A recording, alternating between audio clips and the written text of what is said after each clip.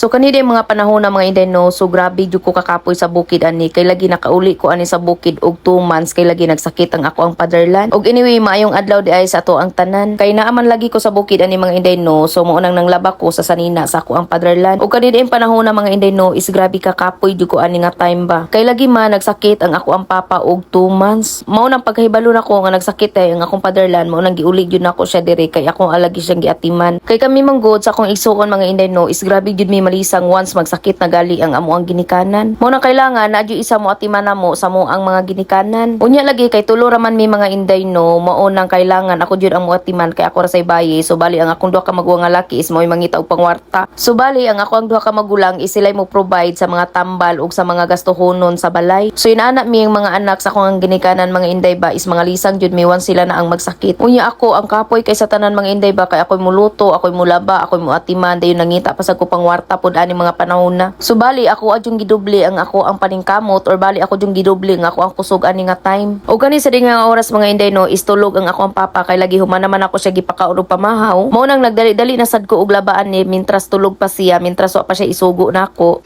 Ug ako din nang giblard ang ako mga kauban da sa tabay og laban no kay para rasad na silang privacy ba. Pero kani mga panahon na is wala jud ni sulod sa akong nahuna nga lagi nga gikapoy nako. Kay ang number 1 nga ginahuna nako ani is kailangan maayo akong papa or kailangan nga mauki na jud siya ba. Kay lahi manggug ko mga Inday no, kay once magsakit na sila is dili jud ako na sila pwede biyaan or di jud ko pwede mauli sa kuang pamilya. Kung dili makita nako nga dili jud sila okay or dili pa sila okay, mo na kailangan ayun sa nako sila dano sa kumuli sa kuang mga anak. Mo nang inana jud namo sila kapinangga ang among mga ginikanan mga Inday kay mora sa punay ikabalos namo sa ilaha. Og sa dihang duha ka bulan ako siya giatiman ani diri sa moang balay, so wala man jud siya alibyo, gipalit na namo tanan ang tambal, ako na siyang gipa-check up, so adjud siya naayo. Mo nang nag-decide ko nga i-admit na lang nako siya, so gidala nako siya sa ospital diri sa Iligan City. Then pag abot namo sa ospital, bali 1 month na sad mi sa ospital, nag-uban ming duha please lang. Kay lagi gioperahan ang ako ang papa ni kay naitubig ang baga kay tungod sa sigig sunog niya si ang baga, nagsigi og panigarilyo ba. Mo nang mutuon na jud ko nga once magbisyo ka sa batanon pa ka, sumuuli jud na sa imong pagkatiguang ang imong bisyo. Unya ning ana akong fatherland ani is mamatay na daw kuno siya kay lagi dugay kaayo nga bulan siya nagsakit. Unya ako pod is mag-uul pug ko magtan-aw sa iya ha, mo nang ni ana ko nga dili pa ka pwede mamatay kay lagi naa pa ko at imanon ka na ko ug maayo, taman maayo ka. Kay lagi nahadlok sad ko kay basin pod kanseros ang ihang baga ba, kay lagi dugay kay siya nga panahon di ay nga nagsakit na. Kay natingala naman ko nga nagniwang siya then giubo-ubo na siya og maayo. Mo nang nakoy herbal nga gipainom sa iya kay para dili masalo og kanseros ang ihang baga kay lagi daot na sad kay ang baga ani mga panahon na. Og anyway mga Inday no, fast forward ta, so naayo na day akong papa ni nga time then nag-birthday na pod siya ani, mo nang amo siyang gilitsunan kay lagi kalipay man jud niya pag mag-birthday siya nga na siya litson. Pero wala jud ko laing cake na palit ani diha sa moang lugar sa moang bukid kay lagi wa poy lain naninda nga cake nga marag nindot-nindot pod ba. Mo nang gipalitan ako siya cake, inana ra pod ang cake pero at least na siya cake og na siya gitayhop sa iyang birthday kay lagi pasalamat sad mi sa Ginoo ni kay lagi naayo na pod siya ba. Mo nang lingaw kayo siya sa iyang birthday ani og nitambok na sad ang ako ang fatherland ani. Og grabe sa day niya kalingaw sa iyang mga bisita ani kay lagi nag-inom na day nangahubog na is nagsayaw-sayaw na diha. Pero ang akong fatherland ani is tigtan-aw ra na siya sa nag-inom kay lagi dili na siya pwede mo inom og mo sigarilyo pa. Mo nang nalipay kay ko nagtan-aw sa akong fatherland ani kay lagi nakita jud nako nga nitambok na siya og nibalik na pod ang ihang lawas ba. Mo nang grateful kay ko ani mga panahon na bahalag unsa ka kapoy ako ang giagingian basta naayo ang akong papa. So mao na ang pinakadakong bonus namo sa mo sa ko ang mga igsuon nga ma-okay sila or okay sila sa amo ang pananaw ba. Mo nang dako sa kay ko pasalamat sa ko ang mga igsuon kay lagi man magtinabangay ra jud mi kaming tulo og magsinabtanay ra jud min tulo pag abot sa mo ang ginikanan. Mo nang blessed kay ko sa ko ang mga igsuon og blessed kay ko sa ko ang ginikanan. Mo nang samtang nga naa pa tong ginikanan, so ato apod silang atiman nun sama pod sa ilang pag-atiman nato sa una sa mga bata pasadta. Og anyway day mga Inday no, mo ra din akong i-share sa inyo og dire na sa day ko mag-end. I'm Emerly and thank you for watching. Manang bye mo oy.